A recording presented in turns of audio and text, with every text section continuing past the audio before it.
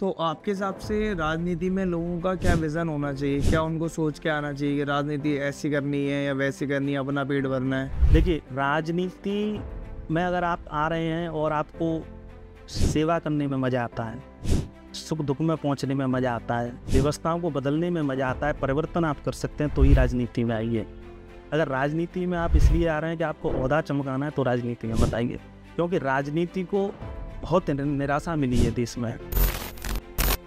तो आप किस नेता को देख के आइडिया लगाते हैं कि मुझे इनकी आइडियोलॉजी से काम करना चाहिए? BSP, Congress, BJP? आप अगर आज के युवाओं से कोई बात करेगा तो वो हमेशा ये कहेंगे कि आज के समय पर ये मुख्यमंत्री जी बढ़िया हैं, ये प्रधानमंत्री जी बढ़िया हैं। अगर मुझसे आप पूछें तो तमाम ऐसे नेता हैं जिनकी मैंने बहुत चीज़ों को पढ़ा है, समझा है और मुझे वो पसंद नहीं है। जिस व्यक्ति को शहर में बैठकर गांव से प्रेम नहीं है, वो नेता नहीं है। तो आप अभी किस पद के लिए तैयारी कर रहे हैं? आनंद जी, मैं किसी पद के लिए तैयारी नहीं कर रहा हूँ। मैं जनता के सुख दुख में हूँ और परिवार की उस विरासत का छोटा सा सिपाही हूँ, तो उसको आगे बढ़ा रहा हूँ।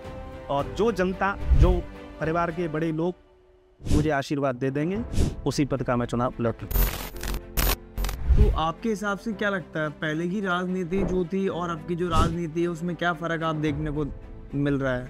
बहुत फ़र्क है। आज की राजनीति में पहले की राजनीति में बहुत फ़र्क है, लेकिन दोनों की समानता ये है कि वो भी लोग आने वाली पीढ़ी के लिए काम करके गए और आपको भी आने वाली पीढ़ी के लिए ही काम करना है, तो आप समानता की राजनीति कर रहे हैं। पहले की राजनीति में अगर आप जाइए तो बड़े लोग राजनीति करते थे, एक व्यक्ति का कहना पूरा गांव मान लेता था। आज के समय में ऐसा नहीं है। आज के समय में आप कितनी जल्दी जनता से कनेक्ट हो जाएंगे, आप उनके सुख दुख में पहुंचेंगे, उनसे बातें करेंगे, उनको विचारधाराएं अपनी समझाएंगे, तब आप राजनीति कर पाएंगे।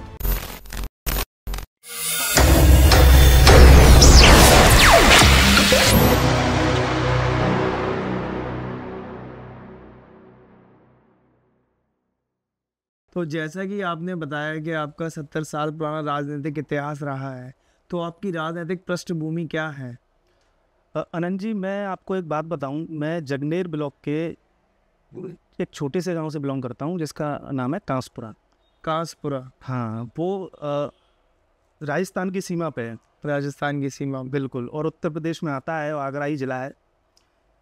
बात यह है कि आप जब मेहनत करते हैं तो आपके जीवन में उन लोगों का होना बहुत महत्वपूर्ण है जिनसे आप सीख रहे हैं। मैं जिस परिवार से आता हूँ, मेरे परिवार ने 1971 में मेरे ताऊ जी ब्लॉक प्रमुख हो गए थे। 1971 में? हाँ, और 1972 में मेरे दादाजी प्रधान हो गए थे। ताऊ जी लगातार 2005 तक ब्लॉक प्रमुख रहे, दादाजी 2020 तक प्रधान रहे। उनके सानिध्य में चुनाव हुआ 2015 का, जिसमें मेरे आदरणीय बड़े ताऊ जी सुरेंद्र सिंह परमार प्रधान हुए।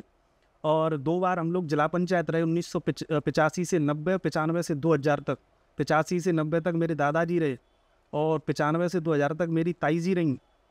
और उसके बाद 3 बार विधानसभा का चुनाव लड़े मेरे बड़े भाई स्वर्गीय रामेंद्र सिंह परमार। 2002 में चुनाव लड़े, जब उनका टिकट बहुजन समाजवादी पार्टी से फाइनल नहीं हुआ तो वो समानता दल से चुनाव लड़े। फिर परम आदरणीय अखिलेश यादव जी और शिवपाल यादव जी ने 2007 में उनको समाजवादी पार्टी से विधानसभा का टिकट दिया।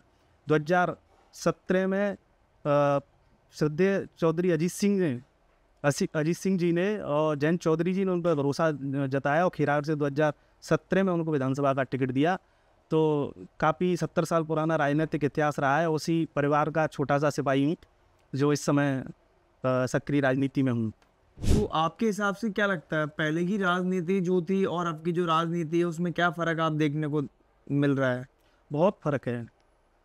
आज की राजनीति में पहले की राजनीति में बहुत फ़र्क है, लेकिन दोनों की समानता ये है कि वो भी लोग आने वाली पीढ़ी के लिए काम करके गए और आपको भी आने वाली पीढ़ी के लिए ही काम करना है, तो आप समानता की राजनीति कर रहे हैं।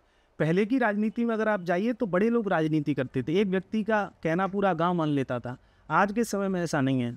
आज के समय में आप कितनी जल्दी जनता से कनेक्ट हो जाएंगे, आप उनके सुख दुख में पहुँचेंगे, उनसे बातें करेंगे, उनको विचारधाराएँ अपनी समझाएंगे, तब आप राजनीति कर पाएंगे। पहले की तरह राजनीति नहीं है।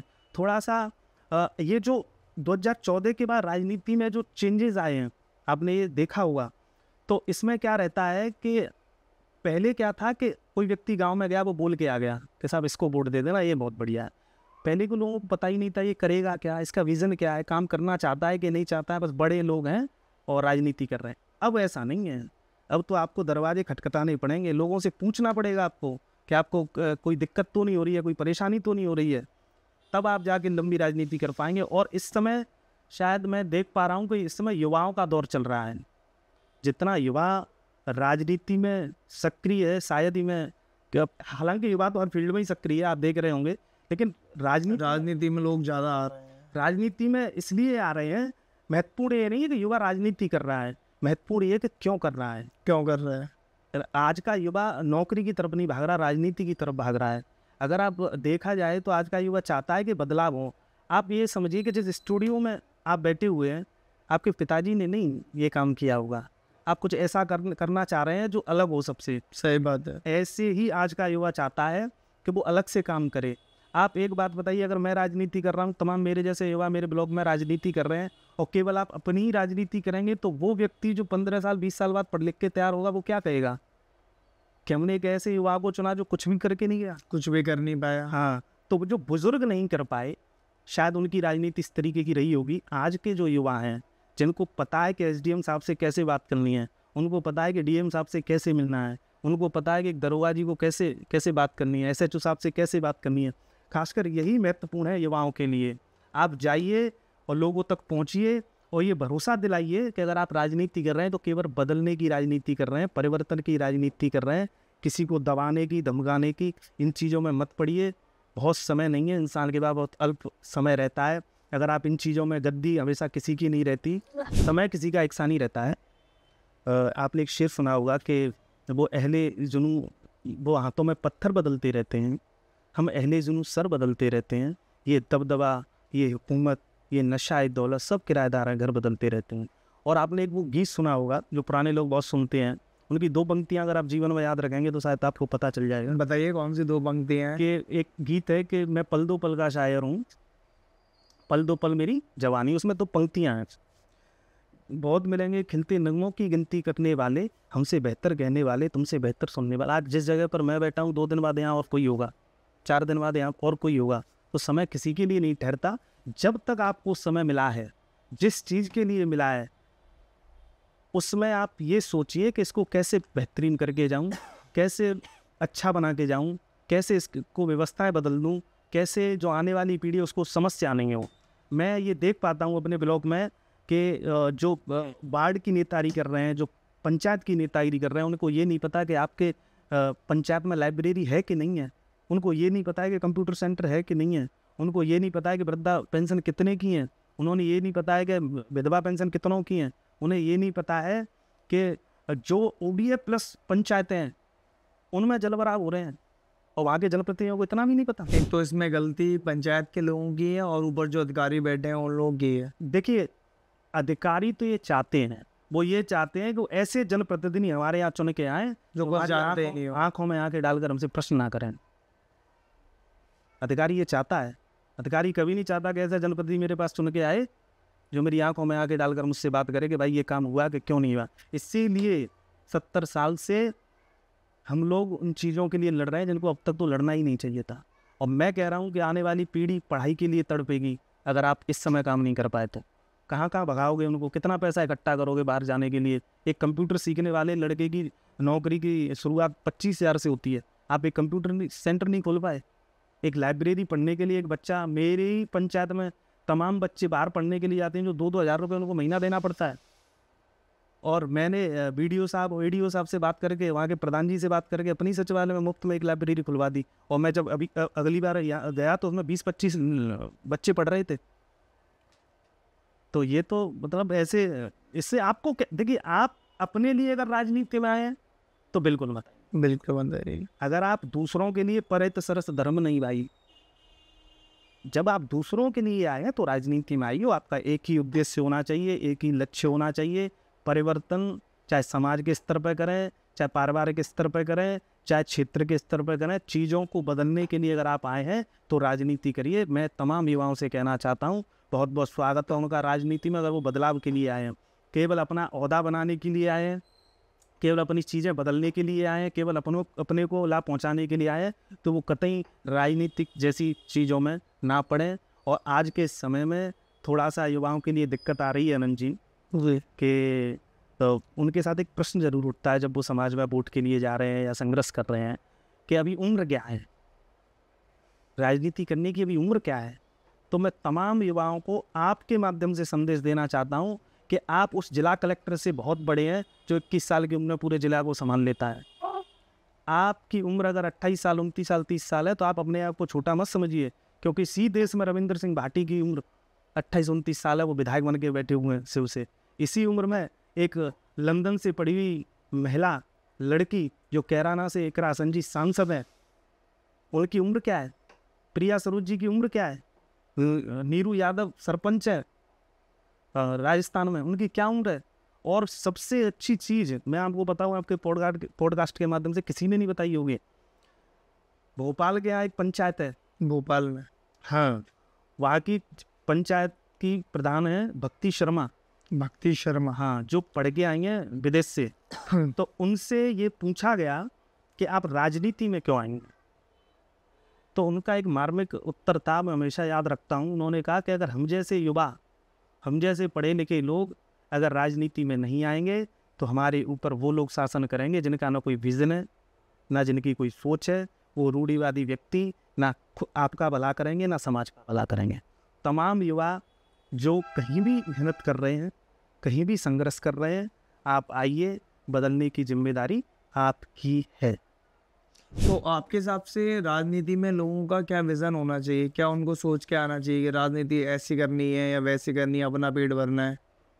देखिए, राजनीति में अगर आप आ रहे हैं और आपको सेवा करने में मज़ा आता है, सुख दुख में पहुंचने में मज़ा आता है, व्यवस्थाओं को बदलने में मज़ा आता है, परिवर्तन आप कर सकते हैं, तो ही राजनीति में आइए। अगर राजनीति में आप इसलिए आ रहे हैं कि आपको ओहदा चमकाना है, तो राजनीति में मत आइए, क्योंकि राजनीति को बहुत निराशा मिली है देश में। अगर युवा भी नहीं बदल पाए तो फिर बदलेगा कौन? जिस देश में ये कहा जाता है कि दुनिया का सबसे युवा देश है भारत, अगर उसमें युवा अगर राजनीति में आ रहे हैं और चीज़ें नहीं बदल पा रहे हैं, तो फिर क्यों आ रहे हैं राजनीति में? आप बदलने के लिए तो आए, और आपके अंदर ये भावना होनी चाहिए कि ये व्यक्ति जो मेरे पास आ रहा है इसका केवल काम करना है।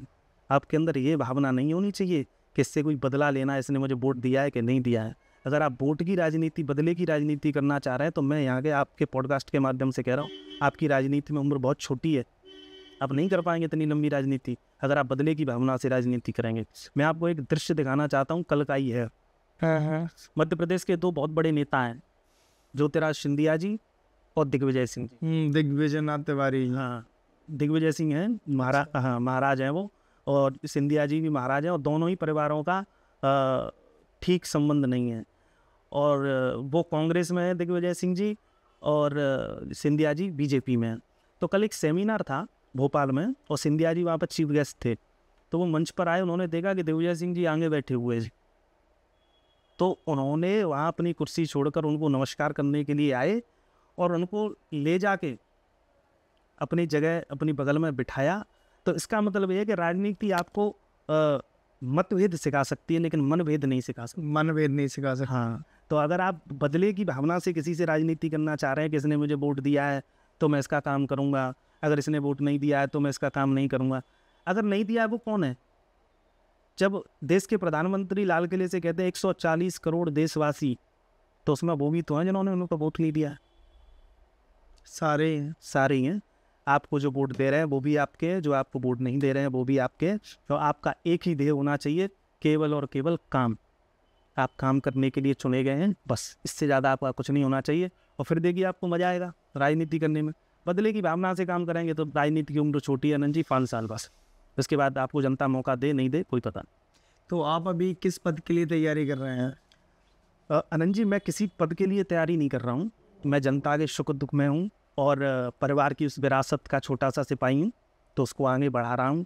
और जो जनता, जो परिवार के बड़े लोग मुझे आशीर्वाद दे देंगे, उसी पद का मैं चुनाव लड़ूँ। तो आपके हिसाब से आपके ब्लॉक में जो समस्याएं चल रही हैं, यदि जनता वहाँ की आपको आशीर्वाद देती है, किसी पद या किसी पदनाम आपको मिलता है भविष्य में, तो आप क्या बदलाव करेंगे और अपने क्षेत्र में? देखिए, अगर आपको बदलाव करना है, जो मार्मिक बदलाव है, वो सबसे बड़ा बदलाव है शिक्षा। क्योंकि एक शिक्षा ही है जो आपको भी बदल सकती है, आपके परिवार को भी बदल सकती है, और शिक्षित लोग ही समाज को बदल सकते हैं। इसीलिए इस बात का विशेष ध्यान रखें कि जो बच्चे वहाँ पढ़ रहे हैं उनके लिए पढ़ने की क्या व्यवस्थाएं है। अगर वो किसी कंपटीशन की तैयारी कर रहे हैं तो उनके पास लाइब्रेरी की सुविधा है कि नहीं है। अगर वो और किसी की तैयारी कर रहे हैं तो उनके पास कंप्यूटर सेंटर की व्यवस्था है कि नहीं है, फिजिकल एकेडमी है कि नहीं है, स्कूल है कि नहीं है। अगर इन चीज़ों पर आप ध्यान दोगे, देखिए सबसे महत्वपूर्ण चीज़ क्या है कि शिक्षा का स्तर गिरा हुआ है। खासकर मैं जिस ब्लॉक में आता हूँ वहाँ पे तो ना स्कूल अच्छे हैं, ना कोई बहुत अच्छे डिग्री कॉलेज है। आप एक बात सोचिए, अगर शिक्षा इतनी बुरी होती या शिक्षा से कुछ हासिल नहीं होता, तो मैं ये सोचता हूँ कि सैफई के छोटे से गांव में जन्मा हुआ वो व्यक्ति उत्तर प्रदेश के एक बहुत बड़े पद पर पहुँच जाते हैं, मुख्यमंत्री बन जाते हैं, और उन्होंने सारे डिग्री कॉलेज, सारे स्कूल कॉलेज अपने क्षेत्र में बनवाए कि कुछ नहीं करेंगे तो ये बच्चे पढ़ेंगे, तो अगर ये पढ़ेंगे तो नौकरी तो देखेंगे। और यही ये काम है। तमाम युवाओं से कहना चाहता हूँ जो राजनीति में काम कर रहे हैं, इस बात पर विशेष ध्यान रखिए कि युवाओं के लिए पढ़ाई की आपके यहाँ क्या व्यवस्था है, उस पर विशेष ध्यान रखिए। काम तो बहुत करने के हैं। काम को अगर मैं जगनेर ब्लॉक के मैं किसी पे उंगली नहीं उठा सकता कि इसने ये नहीं किया, उसने ये नहीं किया। जिसको जैसा मिला उसने वैसा किया। अब महत्वपूर्ण ये कि मुझ जैसे तमाम युवाओं को क्या जिम्मेदारी मिलती है, वो क्या करते हैं। मैं 1971 में मेरे ताऊजी ब्लॉक प्रमुख हुए। जगनेर ब्लॉक का ऐसा कोई गांव नहीं है जिसकी सड़क मेरे परिवार ने नहीं डलवाई है। जगनेर ब्लॉक का कोई ऐसा सरकारी स्कूल नहीं है जो वो स्कूल और उसकी बाउंड्री ना करवाई है। पानी की व्यवस्था ले लीजिए, ऐसी कोई व्यवस्था नहीं। जो उनको जैसा मिला, मैं ये नहीं कह रहा हूँ कि उन्होंने बहुत अच्छा काम किया, जैसा उनको मिला उन्होंने वो सब किया जो उस समय के लिए ज़रूरी था। उस समय के लिए ज़रूरी। हाँ, अगर आपको जिम्मेदारी इस समय मिलती है तो आप इस समय की ज़रूरतों के हिसाब से काम करेंगे। ये पानी, शिक्षा, स्वास्थ्य, ये तो आपकी लिस्ट में है ही। इससे ऊपर भी बहुत चीज़ें हैं जो आपको करनी है। तो आप किस नेता को देख के आइडिया लगाते हैं कि मुझे इनके आइडियोलॉजी से काम करना चाहिए? BSP, Congress, BJP? प्रश्न आपका बहुत अच्छा है मनन जी। आप अगर आज के युवाओं से कोई बात करेगा तो वो हमेशा ये कहेंगे कि आज के समय पर ये मुख्यमंत्री जी बढ़िया हैं, ये प्रधानमंत्री जी बढ़िया हैं। लेकिन अगर मुझसे आप पूछें तो तमाम ऐसे नेता हैं जिनकी मैंने बहुत चीज़ों को पढ़ा है, समझा है और मुझे वो पसंद नहीं है। आप एक बात सोचिए, हाँ, कि सैफई के छोटे से गांव में जन्मा हुआ वो व्यक्ति सूबे के मुख्यमंत्री पद तक पहुंच जाता है, और इतनी व्यवस्थाएं होती है मुख्यमंत्री की, और लखनऊ जैसे जगह पर बैठकर उसका दिल अगर गांव के लिए धड़क रहा है तो माननीय मुलायम सिंह यादव जी से बड़ा नेता कौन हो सकता है। जो व्यक्ति ये पहचान ले कि जिस व्यक्ति को शहर में बैठकर गांव से प्रेम नहीं है वो नेता नहीं है। इस उत्तर प्रदेश को पहला एक्सप्रेसवे देने वाली बहन कुमारी मायावती जी, जिन्होंने यमुना एक्सप्रेसवे बनवा दिया, उनका जीवन आप पढ़ें तो पहली बार जब वो आईएएस की तैयारी कर रही थी, माननीय काशीराम ने उनसे पूछ लिया कि क्या कर रही हो बेटा, कि आईएएस बनना चाहती हो। क्यों बनना चाहती हो? कि अपने लोगों की सेवा करना चाहती। तो उन्होंने कहा कि राजनीति में आइए। ये ऑन रिकॉर्ड है कि राजनीति में आइए, क्या पता आईएएस आपके सुबह आपके दरवाजे के बाहर खड़े हों। और वो एक तेज तर्रार लड़की खड़ी हो जाती है माइक पर और कहती है कि क्या हरिजन लगा रखा है, आप दलित भी तो कह सकते हैं। और वहीं से काशीराम जी उनके तेवर देख के समझ जाते हैं, और गरीब परिवार से निकली हुई एक बेटी उत्तर प्रदेश की 3-4 बार मुख्यमंत्री बन जाती है। तो जिसका मकसद गांव, गरीब, किसान, मजदूर, शोषित, वंचित, दलित को साथ लेकर चलने का है, वही मेरा नेता है। और हर आदमी में अच्छी क्वालिटी भी है, बुरी क्वालिटी भी है। अखिलेश यादव जी जब आए तो उन्होंने ये लखनऊ एक्सप्रेसवे बनवाया, तो कभी उन्होंने एक बात कही थी कि मैं ऐसा एक्सप्रेसवे बनाना चाहता हूँ जिस पर भारतीय सेना के लड़ाकू विमान उतर सकें। उस समय हमें नहीं पता था इसकी ज़रूरत क्या होती है, लेकिन ये बहुत ही कम देश ऐसे होते हैं जिनके पास ये व्यवस्थाएं होती हैं। और जब उन्होंने ये लखनऊ एक्सप्रेसवे बनवाया तो क्या उन्होंने अपने लिए बनवाया था क्या कि मैं ही चलता रहूँगा? ये उन तमाम लोगों के लिए बनवाया, और लखनऊ एक्सप्रेस से आप जाइए तो आपको बहुत खुशी होगी और बहुत अच्छा लगेगा। तमाम लोग हैं राजनीति में। माननीय नरेंद्र मोदी ने जब पहली बार 2015 में 14 में लाल किले से बोला था कि गांव में शौचालय होने चाहिए, तो पूरे देश ने उसका विरोध किया था। हम गांव से बिलोंग करते हैं, हम देखते हैं कि क्या व्यवस्थाएं बदली हैं इन चीज़ों के आने के बाद। जो भी अच्छा काम कर रहा है, जो भी बढ़िया काम कर रहा है, हम उसको उसके थॉट्स चुराएंगे, उसके थॉट्स लेंगे और उन्हीं व्यवस्थाओं के साथ काम करेंगे। नहीं तो इस समय आप किसके थॉट्स के साथ काम कर रहे हैं? इस समय हर वो व्यक्ति, मैं किसी एक पर्टिकुलर का नाम नहीं लूँगा कि ये क्योंकि मैं किसी विचारधारा से नहीं, पार्टी का तो नाम आप ले ही सकते हैं ना। जैसे आपने सभी पार्टी के बारे में तारीफ करी, तो वही तो जानना चाह रही है जनता कि किसकी विचारधारा पे काम कर रहे हैं आप। मैंने अभी किसी पार्टी की विचारधारा से जुड़ा ही नहीं हूँ, तो मैं किसी पार्टी का नाम ही नहीं ले सकता। मैं तो नहीं, अभी तो आपने बताया ना कि हम थॉट्स मैं वहां से ले रहा हूँ। मैं हर नेता अभी आपने मुलायम सिंह जी की तारीफ करी, और आपकी बहन कुमारी मायावती जी की तारीफ करी, नरेंद्र मोदी जी की तारीफ करी, तो आपको इन तीनों में से बेस्ट कौन सा लग रहा है? किसकी आइडियोलॉजी पे आप काम करना चाहेंगे? मैं किसी आइडियोलॉजी पर काम नहीं करता। जो व्यक्ति अच्छा काम कर रहा है, आपको शायद ये पता नहीं हो कि चौधरी चरण सिंह, जब पहली बार उनके ही बेटे चौधरी अजीत सिंह को टिकट फाइनल हुआ था, तो उन्होंने अपनी पूरी कार्यकारिणी को बिठा के अपनी बेटे की टिकट का विरोध कर दिया कि आप मेरे बेटे को टिकट नहीं दे सकते, इससे अच्छा कोई और नहीं मिला था क्या? तो ये भी विचारधारा है। और जब उन प्रधानमंत्री बनने के बाद उनके खिलाफ ये छाप दिया किसी पत्रकार ने कि जाटों के नेता, तो उन्होंने उस पत्रकार को बुला लिया था। क्या करना चाह रहे हो? मेरी राजनीति खत्म करना चाह रहे हो? मैं एक समुदाय का नेता बन के रह जाऊंगा? तो आप पढ़ते जाइए। जब आपको ये लगेगा कि अब इस विचारधारा के साथ जुड़ना है, तब आप जुड़ जाइए। लेकिन नहीं, अच्छे बुरे काम तो आपने इनके बता दिए। अब इनके अगर जैसे जो जनता बताती है, इनके बुरे कामों पे अगर हम लोग जाते हैं, गेस्ट हाउस हत्याकांड हुआ था जहाँ पर सपा और बहुजन समाज पार्टी का काफ़ी तगड़ा विरोध हुआ था, तो उसमें आप किसकी विचारधारा को सही मानेंगे? क्या वहाँ पर बहन जी ठीक थे या मुलायम सिंह जी ठीक थे वहाँ पर? अगर किसी सम्मानित कुर्सी पर बैठने वाली महिला के साथ और अत्याचार किया जाए, महिला सम्मानित, या महिला तो कोई भी, महिला तो कोई भी हो, महिला तो सर्वप्रथम सर्वोपरि मानी गई है हर क्षेत्र में। अगर उसके साथ कोई भी चीज़ गलत होती है, तो ऐसे लोगों के साथ ना देश खड़ा है ना हम। अब वो क्या परिस्थितियां रही होंगी, वो क्या स्थिति रही होगी, ये उसके लिए मायावती जी खुद जिंदा हैं, वो बता सकती हैं। और माननीय मुलायम सिंह जी तो हैं ही नहीं, तो उन्होंने क्या परिस्थितियां रही हुई, क्यों वो हुआ, वो मुझे डिटेल में लिखने की जरूरत है नहीं। पर मैं इन चीज़ों का विरोध। जो नए युवा हैं उनको सामाजिक, जो बुजुर्ग हैं जो वहाँ की विचारधारा और भक्ति से जुड़े हुए हैं अपने गांव की, तो वो लोग नए युवाओं को स्वीकार कर रहे हैं, उनका विरोध कर रहे हैं कि इसको तो कुछ नहीं आता होगा, ये तो नई उम्र का लड़का है। तो ऐसा है आनंद जी कि जब आप समाज में जाएंगे ना, तो आपको दोनों ही पक्षों को सुनना है। आपको उस पक्ष को भी सुनना है जो भविष्य में आने वाला है, और आपको उस पक्ष को भी सुनना है जो गया है, जो बुजुर्ग हैं। हिंदुस्तान की आत्मा दो ही कहानियों पर टिकी हुई है, एक रामायण और महाभारत।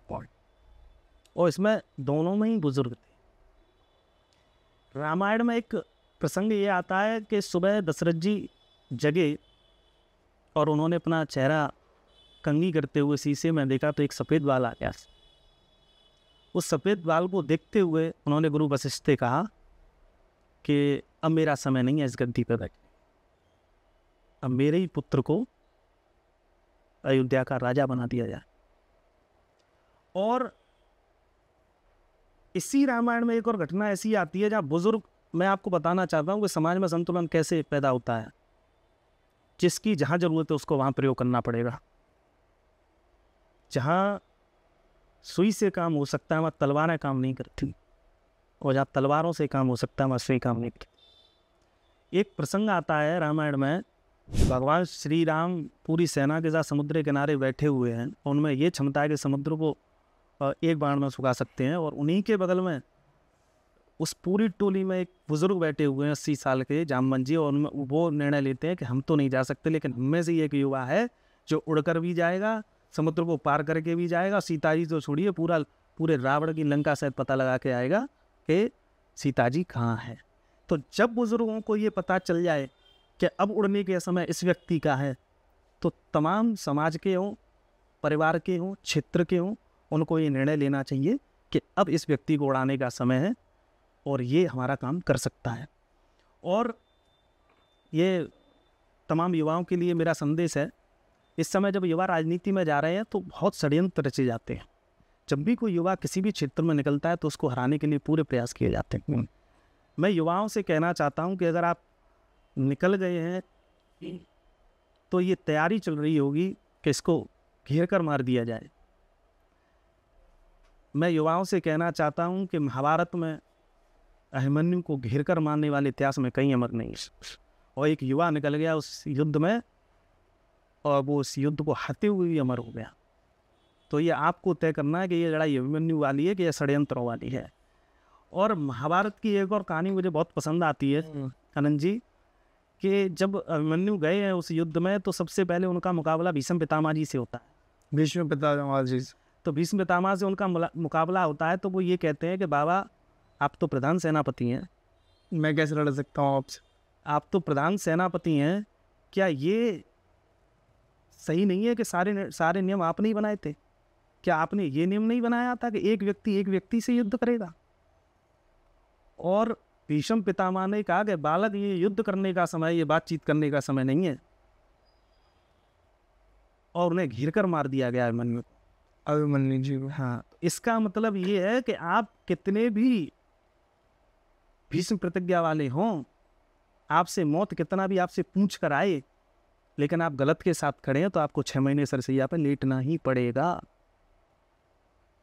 भीष्म पितामह का जब बुजुर्ग आप हो जाएं तो आपका लक्ष्य केवल हस्तिनापुर की गद्दी को बचाना ना हो, उस गद्दी पे कौन लायक है ये अगर आप निर्णय कर लेंगे तो हस्तिनापुर भी बच जाएगा, आपका परिवार भी बच जाएगा, आपका समाज भी बच जाएगा। तो तमाम युवा जो मेहनत कर रहे हैं अपने अपने क्षेत्र में, ये अभिमन्यु वाली लड़ाई है। षड्यंत्र करने वाले कभी अमर नहीं हुए, अमर वही होगा भले ही मैदान में आप हार जाइए और भले ही आपके साथ कुछ भी हो जाए, अभिमन्यु की तरह लड़िए। और इसमें एक और कहानी बहुत अच्छी है। बताइए बताइए। अभिमन्यु जब सबसे आशीर्वाद लेने जा रहे थे तो सबने उनसे कहा कि विजयी भव।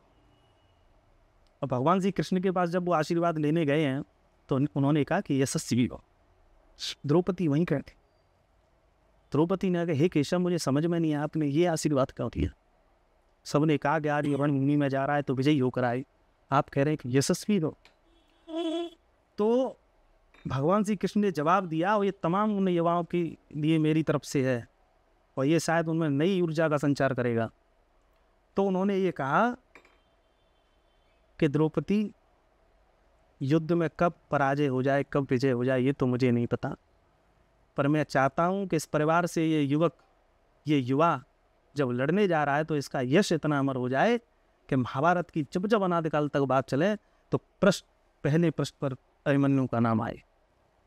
तो अगर आपको पहले पृष्ठ पर आना है तो आपको चक्रव्यूह ना होगा, जाना होगा और लड़ना होगा।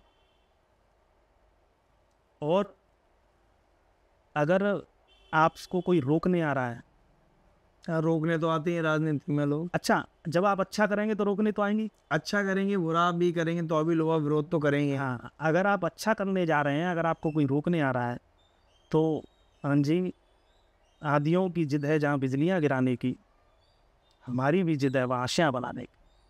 उसूलों पर आ चाहे तो टकराना जरूरी है, और जिंदा हो तो जिंदा नजर आना जरूरी। गांव में लोग बोलते हैं कि बिजली आधी आती है और बिल पूरा ले लेते हैं, ये कौन सी स्कीम है?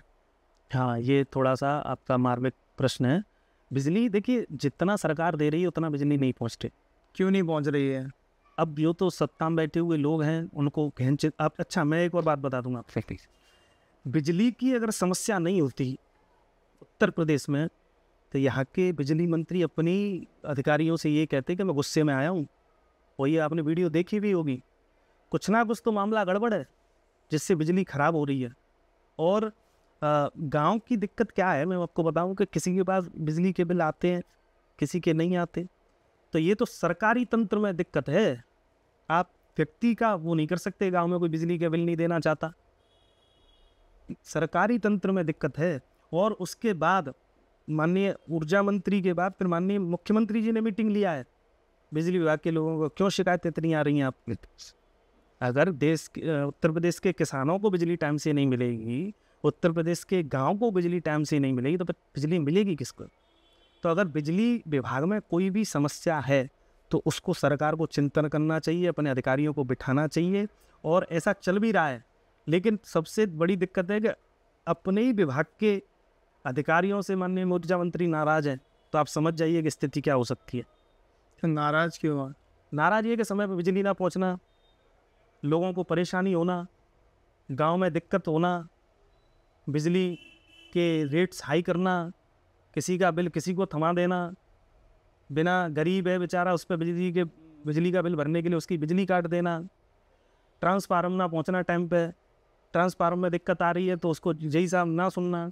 ऐसे तो सड़कों के साथ भी होता है, गांव के लोग आप परेशान हो जाते हैं कह कह के कि हमारे यहाँ की सड़क खराब है, प्रधान जी इसको सही कराइए, या पार्षद जी यहाँ से हमको पानी नहीं मिल पा रहा है। तो असली परेशानी है क्या? लोग काम क्यों नहीं करना चाह रहे हैं? जब मुझे दिख रहा है कि मेरी प्रजा में 100 लोग हैं, 100 लोग पानी के चक्कर में बीमार हो रहे हैं, मेरे गांव में दुर्घटना हो रही है, तो मैं काम क्यों नहीं कर पा रहा हूँ? मुझे क्या ऊपर से फंडिंग नहीं हो पा रही? मेरा मन ही नहीं कर रहा है एक बार जीतने के बाद मैं लोगों की मदद करूँ। ऐसा है, जब तक आप आंखों में आंखें डालकर प्रश्न करने की तैयारी नहीं कर पाते हैं, या आप में इतनी ताकत नहीं होती कि इस अधिकारी से कैसे काम निकाला जाए, तो फिर जनता आपको कितना भी समर्थन दे दे, जनता आपको कितना भी प्यार दे दे, जनता आपको कहीं भी बिठा दे, आप काम नहीं करवा पाएंगे। जो लोग चुन के जाते हैं उनको पता ही नहीं है कि समस्या का समाधान कैसे होना है। वो तो ये सोचते हैं कि इस बार बन गए, अगली बार फिर बन जाएंगे। और दूसरी बात, अगर मान लीजिए कि सड़क बनाने का काम किसी विधायक जी का है, उनके अंडर में आता है, आप प्रधान से कह रहे हो कि सड़क बनवा दो।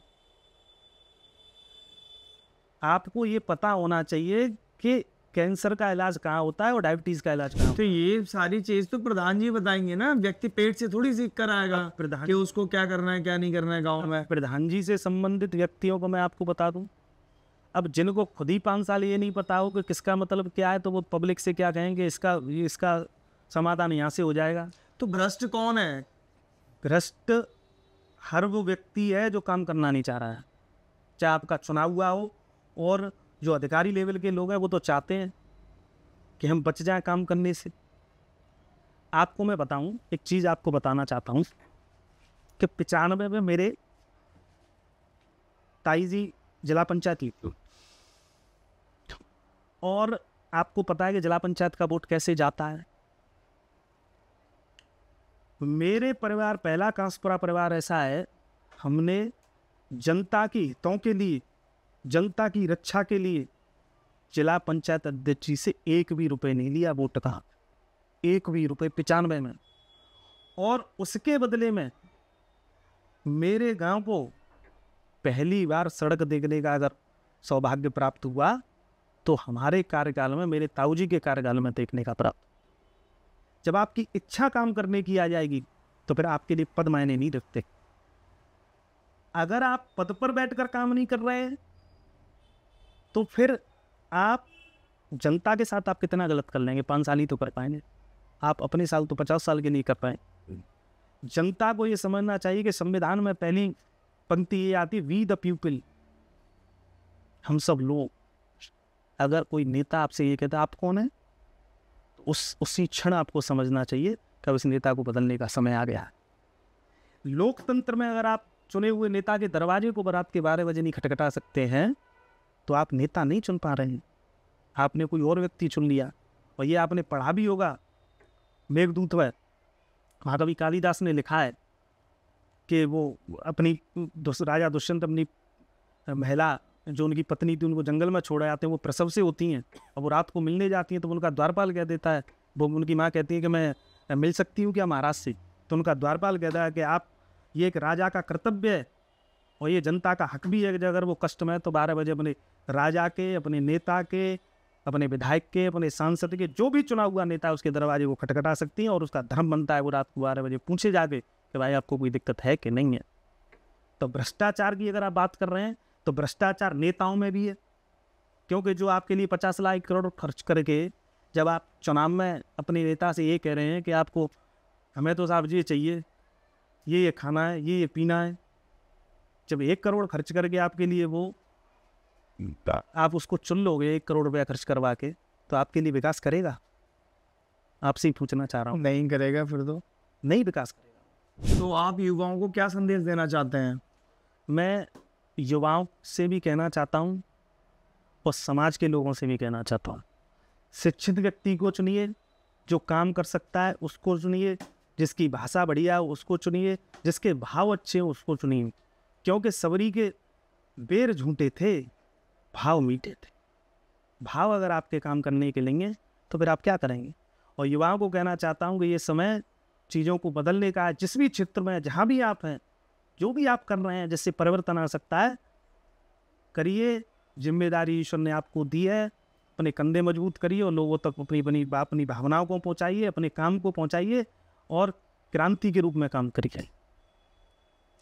मैं अपनी तरफ से तमाम लोगों को जो मुझे जानते हैं, पहचानते हैं, समझते हैं, उनको कहना चाहता हूँ अपनी तरफ से कि जीवन का रथ चला शुक्र के पथ पर, और राजनीति ने डोरे डारे फिर लेखन के व्रत पर, और लक्ष्मण रेखा बड़ी क्षीण है, बड़ी क्रूर है काई, और कदम कदम पर फिसलाएगी रेशम सी चिकनाई। कदम कदम पर फिसलाएगी रेशम सी चिकनाई, लेकिन जब जब आप सहारा दोगे, जब जब मेरा सर सहलाएं, मुझे पकड़कर अपने गले लगाएं, तब तब लगता है ये जीवन हंसकर जी लूँगा और नीलकंठ की तरह वहाँ का सारा विष पी लूँगा। तो बहुत अच्छा लगा हमें आपसे मिलके, आपके 70 साल का एक्सपीरियंस को जानकर कि राजनीति कैसे करी जाती है, और इवन जो नए युवा राजनीति में आ रहे हैं तो उनको आपके इस तजुर्बे से पता चलेगा कि राजनीति में अपनी कैसी विचारधारा रखनी चाहिए, किन पदों पर, किन मुद्दों पर उनको अपने क्षेत्र में विकास करना चाहिए। तो सर शिवराज जी आपसे विदा लेते हैं, वापस से मिलते हैं।